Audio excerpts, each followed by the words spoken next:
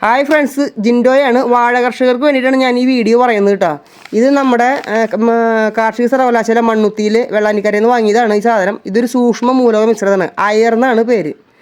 സൂക്ഷ്മ മൂലക മിശ്രിതമാണ്. ഇതിലെല്ലാ സൂക്ഷ്മ മൂലകങ്ങളും പല അളവില്ല. അതായത് ഒരു വാഴയ്ക്ക് ആവശ്യമുള്ള അതിൻ്റെ ഒരു ആഴ്ചയിൽ ആവശ്യമുള്ള എല്ലാ മൈക്രോ ന്യൂട്രിയൻസും ഇതിലടങ്ങിയിട്ടുണ്ട്. സൂക്ഷ്മ മൂലകങ്ങളൊക്കെ ഇതിലടങ്ങിയിട്ടൊരു മിശ്രിതമാണ് ഈ കാണുന്നത്.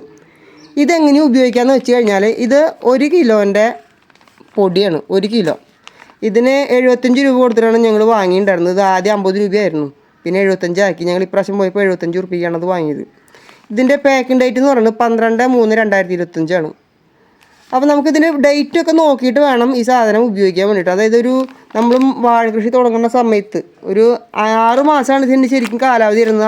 5 or 6 മാസമാണ് ശരിക്കും ഇതിൻ്റെ എല്ലാത്തിൻ്റെയും ഈ ട്രൈക്കോഡർമ വിരിഡയുടെ ഒക്കെ വരുന്നത് പോലെ തന്നെ ഇതിലും 5-6 മാസമാണ് ഇതിൻ്റെ കാലാവധി വരുന്നത്. പിന്നെ ഇത് മണ്ണിൽ ചേർത്ത് കൊടുക്കാം. രാസവളം ഉപയോഗിച്ച് കഴിഞ്ഞാൽ ഇത് ഒരാഴ്ച കഴിഞ്ഞ ശേഷം ഉപയോഗിക്കാൻ പറ്റില്ല. രാസവളം ഇത് തമ്മിൽ ബന്ധമില്ലാത്തൊരു സാധനം. ഇത് നശിച്ചു പോകും.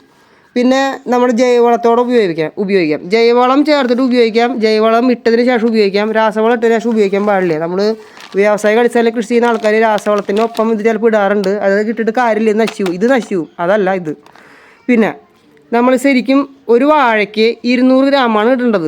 അതെങ്ങനെയാണെന്ന് വെച്ച് കഴിഞ്ഞാൽ, 2ാമത്തെ മാസവും 4ാമത്തെ മാസവും നമ്മൾ ഈ സാധനം കടക്കിലിട്ട് കൊടുത്ത് മണ്ണ് ചേർത്ത് മിശ്രിതത്തിൽ കൊടുത്തു കഴിഞ്ഞാൽ നല്ല രീതിയിൽ നമ്മുടെ ചെടിക്ക് സൂക്ഷ്മ മൂലകങ്ങൾ കിട്ടുക മാത്രമല്ല, ചെടിയുടെ ഇലയ്ക്ക് ഉണ്ടാവുന്ന ഒരു ഇളം പച്ച കളറ്, പിന്നെ അതുപോലെ തന്നെ ചെടിയുടെ മുകളിൽ ഉണ്ടാകുന്ന കുരുടിപ്പ്, ഇല തിരിച്ചിൽ, അതേപോലെ തന്നെ അതിൻ്റെ മുകളിൽ ചുളുക്ക് വീഴുക, ഈ വക കാര്യങ്ങളെല്ലാതും വാഴപ്പട്ട അകലത്തിൽ കറക്റ്റായിട്ട് വരിക, ഈ കാര്യങ്ങളൊക്കെ ശരിയാക്കാൻ വേണ്ടിയിട്ട് നമുക്ക് ഈ ഒരു സൂക്ഷ്മ മൂലക മിശ്രിതം ഉപയോഗിച്ചാൽ മതി.